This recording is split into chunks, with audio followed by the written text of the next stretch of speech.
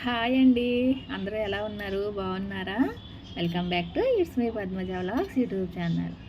ఇప్పుడు ఈ వీడియోలో నేను చూపించబోయే రెసిపీ ఏంటంటే బెండకాయ చింతకాయ అండి. ఈ కర్రీ గురించి మీలో ఎంతమందికి తెలుసో నాకు కామెంట్ చేయండి. ఒకసారి తెలిసిన వాళ్ళు ఎవరైనా ఉంటే. అంటే చాలామందికి తెలియదని నాకు ఒక డౌటు, ఇలా కూడా చేసుకుంటారు అని. కానీ చాలా బాగుంటుందండి బెండకాయ చింతకాయ. ఎక్కువ పులుపు కారం అలా ఇష్టపడే వాళ్ళకైతే చాలా బాగుంటుందండి. ఒకసారి ఎవరైనా తెలియని వాళ్ళు ఉంటే ఒకసారి ట్రై చేయండి. ఒకసారి బెండకాయ చింతకాయ చాలా ఈజీ ప్రాసెస్ మాట అండి. నేను ఇప్పుడు వీడియోలో చూపిస్తున్నట్టే చేసేయండి, చాలా ఈజీగా అయిపోతుంది. కానీ మనకి చింతకాయలు ఇవి ఆ సీజన్లోనే తప్ప అస్మాను దొరకవు కదండి. అయితే అప్పుడు దొరికినప్పుడే మనం అట్లా ఏం చేయాలంటే ఉప్పు పసుపు వేసుకుని పేస్ట్ చేసేసుకుని డీప్ ఫ్రిడ్జ్లో పెట్టుకున్నామంటే ఎన్నాళ్ళైనా ఉంటాయి కదండి, ఎన్ని రోజులైనా ఉంటుంది అది. ఇప్పుడు నా దగ్గర అలా స్టోర్ చేసింది కొంచెం ఉందండి చింతకాయ పేస్ట్, అందుకని దాంతో నేను కర్రీ చేసేస్తున్నాను అనమాట బెండకాయల్లో వేసి. అంటే మాకైతే ఏ సీజన్లో దొరికే వాటితో ఆ సీజన్లో చేసుకుంటామండి. ఇలాగే సేమ్ బెండకాయ మామిడికాయ కూడా చేసుకుంటాం మేము. బెండకాయ మామిడికాయ, బెండకాయ చింతకాయ చాలా బాగుంటుందండి. ఇంకా అలాగే ఇప్పుడు మనం కానీ సాల్ట్ వేసుకునేటప్పుడు మాత్రం కొంచెం చూసుకుని వేసుకోండి. ఎందుకంటే నేను ఆల్రెడీ స్టోర్ చేసుకున్నది కాబట్టి చింతకాయలో కూడా నేను ఉప్పు వేసి దంచుకుని పెట్టుకున్నానండి. నెక్స్ట్ అల్లం వెల్లుల్లి పేస్ట్ కూడా వేసేసుకోవాలి. తర్వాత మనం బెండకాయ ముక్కలు వేసుకుని ఉప్పు వేసుకుని 10 నిమిషాలు మగ్గబెట్టుకోవాలండి.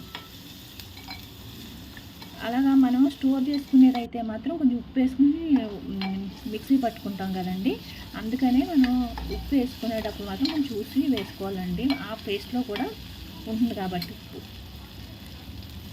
అదే అప్పటికప్పుడు వేసుకునే వాళ్ళైతే చింతకాయ ఏం లేదండి, చింతకాయ లోపల గింజలు అవి క్లీన్ చేసేసుకుని మనం కచ్చాబచ్చాగా మిక్సీ పట్టుకోవాలండి. చింతకాయ పేస్ట్ కూడా ఎప్పుడైనా సరే కచ్చాబచ్చాగానే ఉండాలండి, మెత్తగా మిక్సీ పట్టొద్దు, బాగోదండి మెత్తగా మిక్సీ పడితే. ఆ చింతకాయ పలుకు అనేది మనకి నోటికి తగులుతుంటే ఆ ఫ్లేవర్ వేరే ఉంటుంది, చాలా బాగుంటుందండి.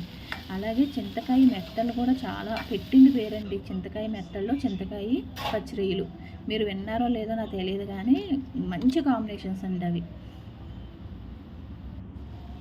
అలాగే చింతకాయ కొబ్బరికాయ పచ్చడి కూడా చేస్తారండి, పచ్చి కొబ్బరి చింతకాయ. అలాగే కొబ్బరి మామిడికాయ కూడా పచ్చడి చేస్తారు మాకు, చాలా బాగుంటాయండి.